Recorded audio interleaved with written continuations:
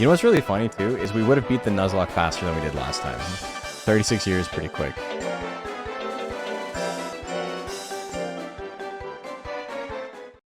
Watch this generate mock, dude, that'd be so funny. No, we're gonna get hair?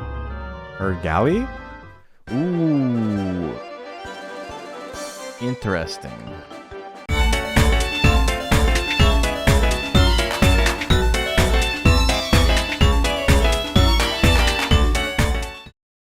Today is a day where it's like, wow, you look like shit. And it's like, that's probably better than I feel still. So, you know, that's a bit of a compliment.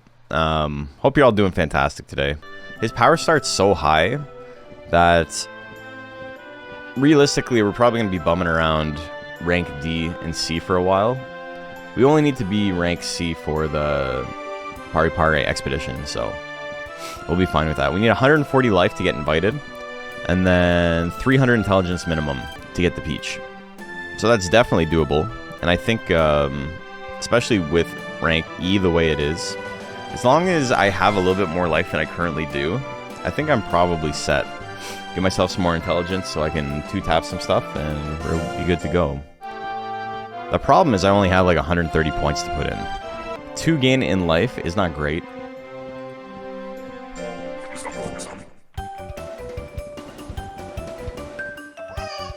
Even with my stats as is, it might make sense to just go all in on life. How does he run? He's floating hard. Float hard. Dire monster I've been most excited about for obvious reasons. Even despite the shorter lifespan. Yeah, lifespan is not great. If I could roll 3s, that would be sick. I'm burning a couple of weeks of lifespan here and there on purpose. I want to get out of baby stage quickly. Oh, it's late bloom though, so that's not going to happen. That's okay. I think we just have to struggle through this. Like I've mentioned a bunch of times on the stream, I didn't think I was going to have to work too much this week, and then things just kept popping up last minute, last minute, last minute. So it really feels like I had the finish line for this year in sight, and then as soon as I got to it, someone moved it a foot. And then I got to it, and someone moved it a foot, and I got to it, and someone moved it to a foot, over and over and over and over again. And so now it went from like, I work 3 or 4 days in December to I work literally every day in December to I have to like book time off. And now there's an argument about like, oh, well, I need you on the 21st. It's like, no, I'm sorry, man. Like, I gotta go visit my parents. I gotta go visit my in-laws. My boss, genuinely, like, it's a pretty solid working relationship. I like working with him. Every time, because I'm a contractor, I'm freelance, I basically am my own boss, and then he is a client of mine.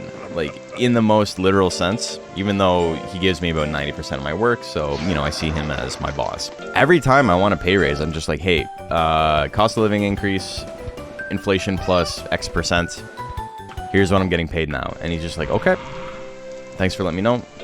And, you know, there's never been an argument about that. I'm not crazy about it. Like, I don't, like, be like, I want $5 an hour more. It's like, of course I want $5 an hour more, but I'm not gonna like do that every year, right?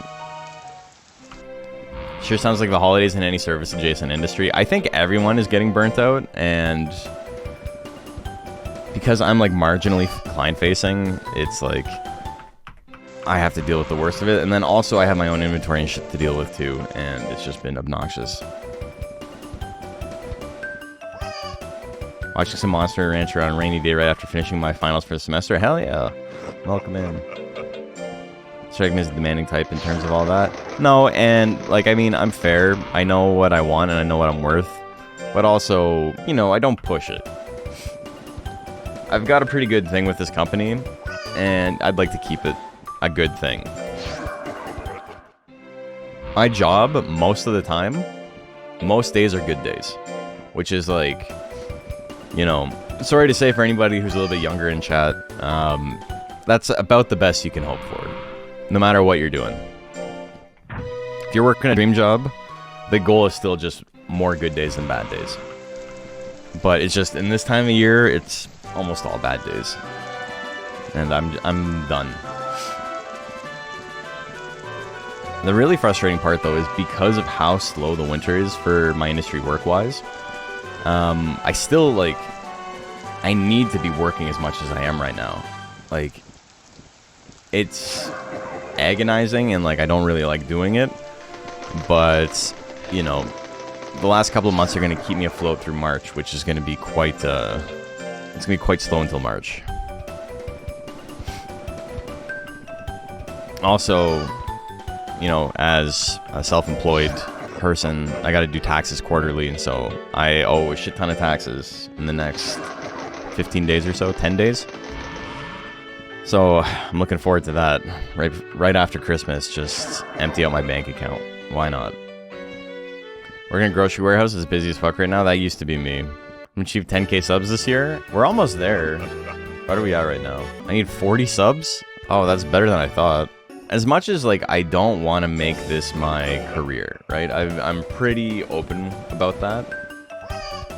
It still like kind of sucks to see other people put out like low effort content on stuff that like I would like to make. Like I wanted to talk about Pocket and stuff.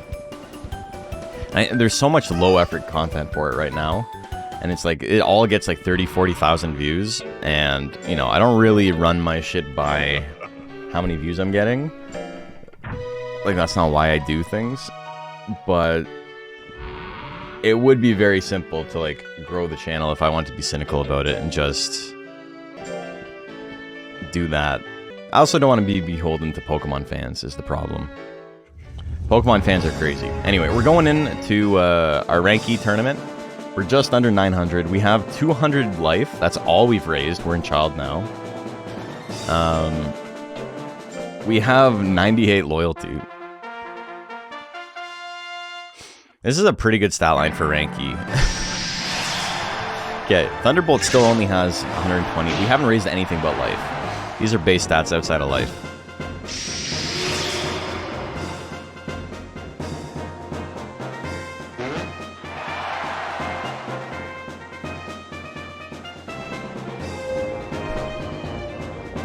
Fortunately, Pocket is very much a children's market, so effort isn't really a high praise as much as sheer volume. It's also like it pisses me off, and like I care too much about this, right? This is like a personal flaw, I think. Is when I talk about like competitive stuff, I want to like talk about it from like an understanding of like the advice I'm giving is good, right? Most people don't give a shit. They just put out a video, it's like best new meta deck, and it's just like, okay, like this is a deck you found. Like does this require a 20-minute video? And then tomorrow, best new meta deck, and it's like, dude, what the fuck? Like you said the last deck was the best meta deck. And it's like, are you I'm starting to think you don't actually care or know anything about this game. And it's like, and I get it, like you need the clicks, it's fine. But it bothers me because like I spend all this time and effort when I'm like doing something that's competitive to like make sure I'm not putting out any misinfo. And most people just don't give a shit. And by most people, I don't mean most people working on stuff. I mean most people consuming the videos don't actually care. They're just like, yeah, I like this deck too. And it's like, okay, that's fine. You know, your customer is always right. It doesn't help if it's a deck they obviously didn't build. I mean, none of the decks are decks they built. None of the decks are decks they built. It's annoying. Oakley Man gave up, hell yeah. But I think that's like gonna be my big hang up trying to do like rush content like that, is that I want stuff to be good. And I want stuff to be researched. And like even with like the Dragon Quest stuff, right? When I was doing the shorts for it, the shorts were fun to put together. I realized it wasn't something I wanted to put a lot of effort into once I made a couple of them. But I think they're like pretty high effort shorts. Like, all things considered.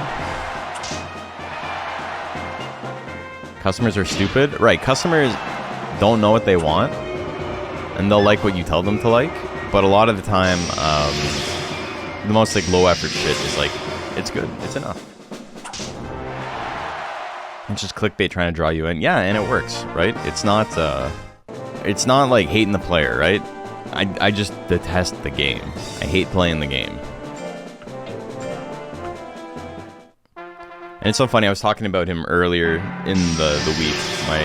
My boy Mikey DeLuzi, who does competitive like fighting game and like team fight tactics videos and stuff like that. We've been talking about, like, how he can maximize viewership and, like, trying to make it into a career.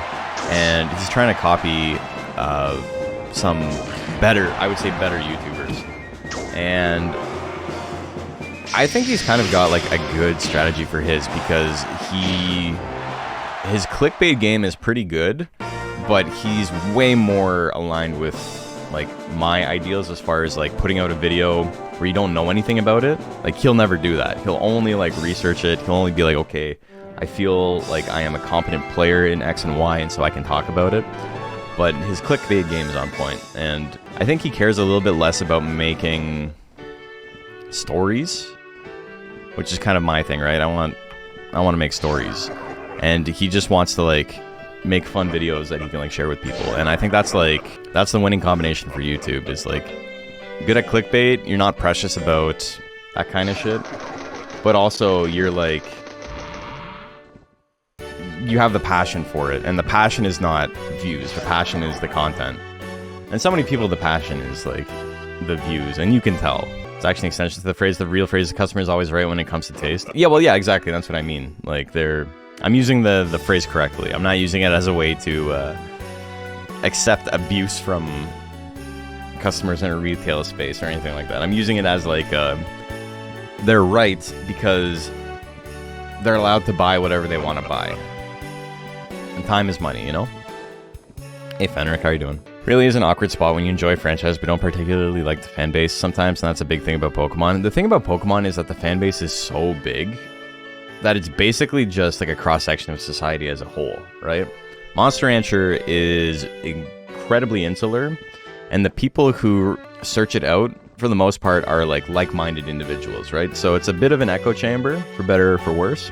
Mostly for better, to be completely honest. Echo chambers are great. People like to pretend it's like, oh, I'm not getting all the relevant viewpoints, but it's like, man, I don't need to see 99% of the viewpoints out there. A lot of that shit is like, that's not worth listening to. Pokemon, because it's such a universal thing, is just most of the people who like Pokemon are like people. They're just regular people, right? But you got the crazies, you got the people who are like super casual about it, you got the people who are super competitive about it. And the normal people aren't the ones who leave comments, right? So that's the struggle. The Meg Cargo video, for the most part, had like normal viewership. Like, the people were nice. The couple of people were like very funny. I told the story about the guy who's like, do you have any proof that any of this actually happened? This seems like bullshit. And then he joined my server under a different name, being like, hey, I'm curious, like, did you happen to, like, record any videos of this or anything? And I'm like, no, unfortunately, like, this was all done in, like, private servers and stuff. You know, I'm just telling a story. You don't have to believe it, it's okay. And they're like, oh, well, we'd be really interested in seeing some stuff. Like, it was a pretty interesting video, like, pretty two-faced about it. And then I was like, yeah, there's this one guy who was like, oh, this is all bullshit and this and that, and I'm like, do you know that guy? And he's like, yeah, I know that guy. I think he's actually a really cool guy. And it turns out it was him. He's like, no, that guy's actually really cool. He's a nice guy. It's like, okay, cool, man.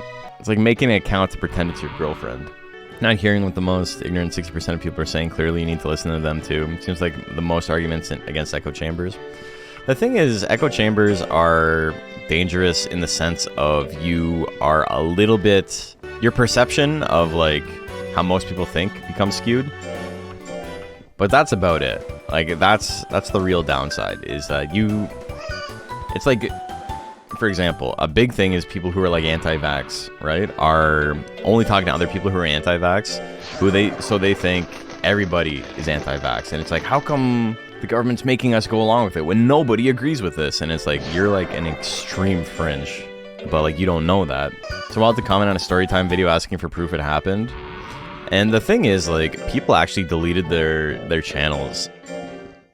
There's one or two people, and you know, if you really want to go sleuthing, you can figure out who I'm talking about. There's a couple of people who are like, oh man, I love this shit, I was active in that time. Do you remember so-and-so? And I'm like, yes, I remember them. And the story's about the yes, I remember them. It's about that person. That's definitely true. I have no idea what cishet people's deal is because I'm surrounded by queers everywhere, and this isn't Monster Rancher. Yeah, yeah. I mean, it's not inherently bad though, right? To like be involved in your community. It's just when it starts to, you need a little bit of like self-awareness that like your perception might be skewed. Is all it is, right? I'll talk to like people at work every now and then, and they'll just say like obscenely racist stuff, and it's like, hey, who do you talk to that you think like everybody agrees with this? Like, hold on, who have you been talking to? Because like, the fuck, man, that's an insane thing to think. That's happened a couple of times to me. I remember one of the people I was working with, we had a mayoral election in Toronto recently. I say recently, it was like 8 months ago or so. But he went downtown to one of the universities because his daughter was graduating. He doesn't live downtown. He lives like an hour north of the city. So he's not even like a Toronto resident. And he was like, man, traffic was so bad. And it's because of the bike lanes, man. Like, I don't know. They got to do something about the bike lanes. I'm going to vote for whoever gets rid of all the bike lanes. And I had to be like, brother, you spent one day in the city in probably the last 6 months. And you're surprised there's traffic, which one is like, you know, has something to do with the fact that you live north of the city and you don't deal with traffic. Like, it's probably just a normal day. And two, at noon, you think like the bike lanes were causing the traffic issues at noon? And it's just like, I don't know. Being a one-issue voter like that, like, I had a bad day, so I'm gonna vote based on that, is so crazy to me. And to think that I'm gonna tell this story to somebody and they're gonna be like, yeah, that makes sense, is like, that's some echo chamber shit, man.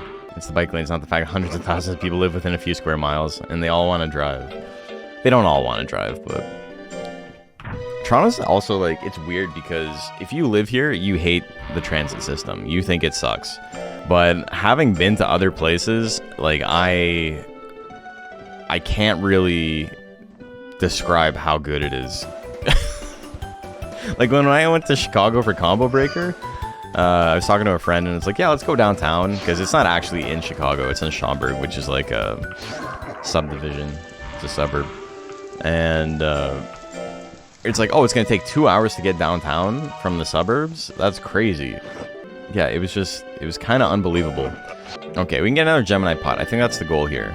That's a little bit spooky against Capella, but 97 loyalty, 100 nature. We don't have 0 speed. Big proponent of walkable cities and public transit. So I really enjoy driving. I much prefer driving to public transit, but I am pro public transit. I think if you have a big city, you need good public transit. Like, why wouldn't you? You need to help the populace, you know? I would also rather drive, but I got no problem with transit. And I got no problem with my taxes going towards it. Bike lanes are giving people 5G poisoning and making the frogs gay. It's true. Because I was that frog.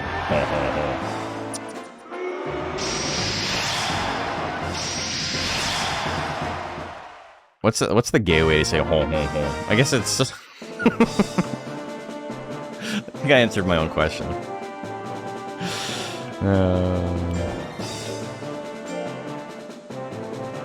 Don't like them putting chemicals in the water either. Okay, are we talking like industrial off, like sluicing, or are we talking about fluoride? Because it's gonna be another political stream, I think. People doing good work, but Capella at 90 guts is so scary, man. I'm stuck.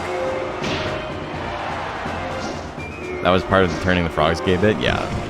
I mean, obviously dumping chemicals in the water is... Where's he going? Alright, well, neither of us know what's happening there. Newsflash, buddy. Water's a chemical.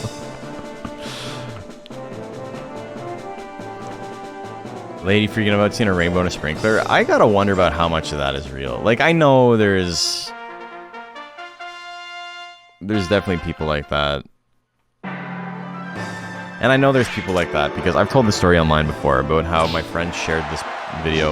I have a friend who, you know, he's a little bit credulous, right? Like, if he sees something, he's probably like, oh shit, this is crazy. And, like, believes it. But if you're like, hey man, like, think about it. Like, do you think this is really true? You can, like, get through to him. Like, he's like, I guess naive is the word. But, like, he's genuine. And so he'll see stuff and be like, oh man, I can't believe this is happening. And then you'd be like, it's not actually, man. Like, you don't have to worry about it. Here's why. Here's some proof. And he's like, oh dude, thanks for clearing this up for me.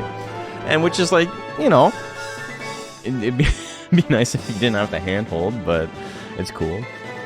He sent a video to me once. And it was like, dude, look at this. And it was a picture, it was a video of someone doing electrolysis to City of Toronto tap water. And so electrolysis is basically you put an electrode into the water and it creates a current and it like solidifies and like condensates all of like the metals and minerals in the water. It basically separates them out of the water. And what the guy in the video was claiming it was doing, it was separating the poop out of the water because the condensate was like brown.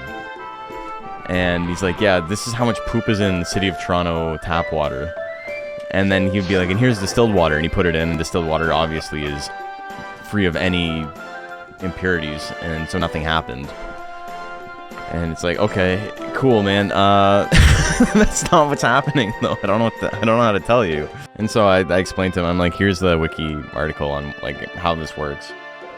And he's like, oh shit, thanks for letting me know. And so, you know, he's not, I will say, out of like everybody I've ever met in my life, he is like probably more receptive to new information than like almost anyone else I've ever met. Which is, you know, a double-edged sword, because it means he believes everything the first time, but it also means that, you know, it's not too hard to have a conversation with him about it. I don't think that's like a sign of intelligence one way or the other. I think it's just straight up like, he doesn't want to believe people are lying to him. And that's fine, like I can understand that for sure. Sounds like a chill guy? Yeah, 100%. Appreciate those responses. Thanks for letting me know rather than no, I believe this and will not budge on no matter what. Yeah, exactly. Electricity does not separate poop from water. It does separate poop from you, though. That's true. Okay, I think I'm going to try going on errantry here.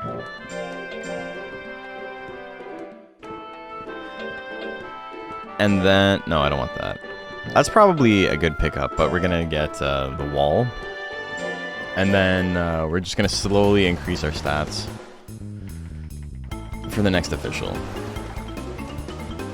What move are we getting? We got Firewall. Yeah.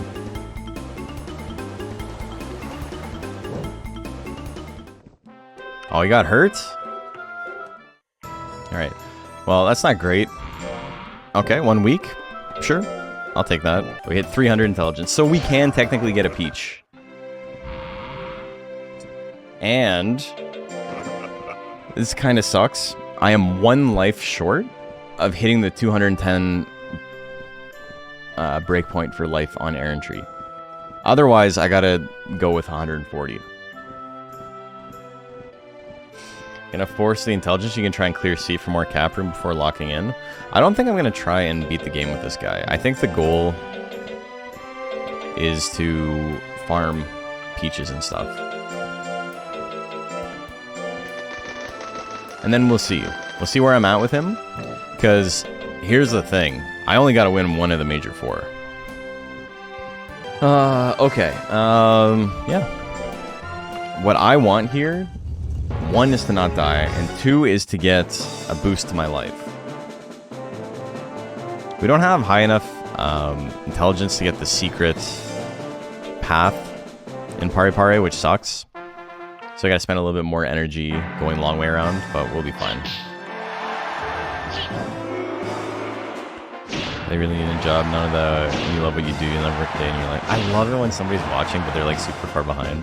YouTube comments on live are really funny, because you can, they show up for people watching the stream later, like in sequential order. So it'll make sense to anybody who's watching the stream and wants to see the live chat. As a flurry of Dire Straits, it was. Call him Dire Straight because it's dire when he's using straight instead of his intelligence text.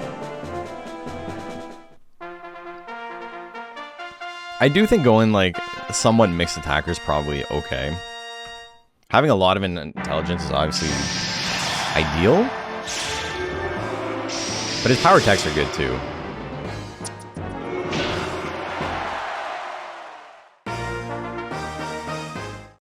His defenses right now are pretty solid for rank D. They're not great, but over 100 defense and speed is like, you know, it's keeping him above water. Is he moving refrigerators at B rank? Maybe. It's got all those new color TVs. Also, Stone Mask, for whatever reason, his icon is like unbelievably low res. Like his little battle portrait. I don't know why it is. We'll take a look. Maybe it's because it's so angular, it like really shows up.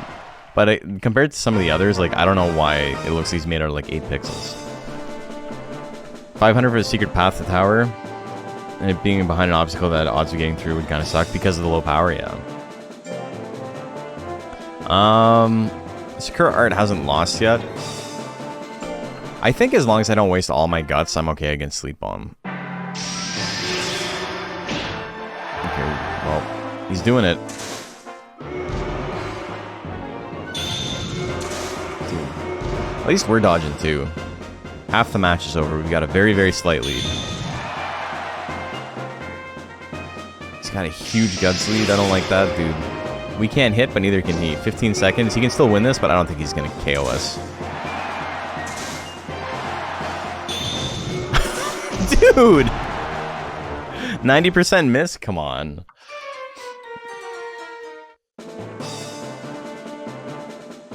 Alright, can Sakura Art lose? No? Okay, so I gotta beat Sakura Art twice. I know I don't have a lot of skill. But, like, come on, man.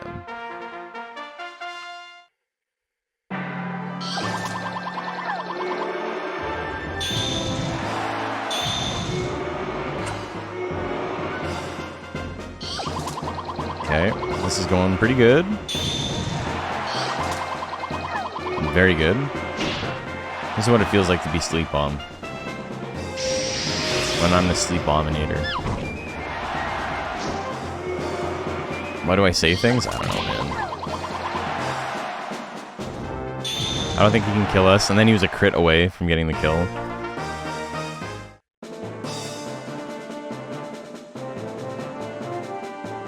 I gotta just stop talking. It's gonna make streaming hard, but I think if I want to win, my best bet is to just never say anything again.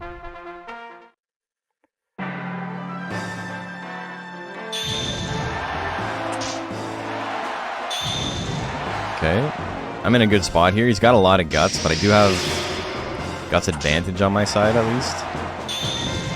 Okay, good crit. I need one more hit. That's a lot of withering.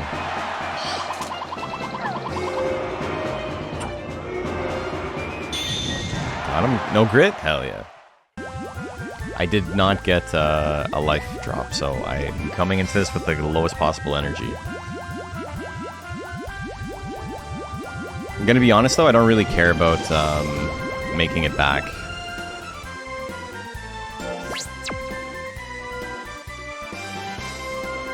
I would like a gold peach. If we can't get it, not the end of the world. Alright, try a different path.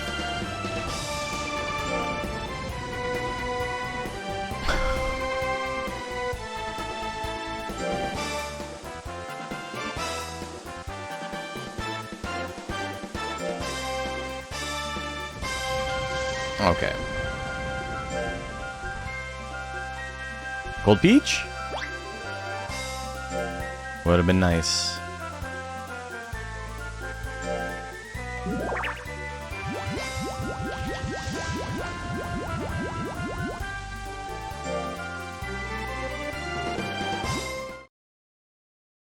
Damn, that sucks.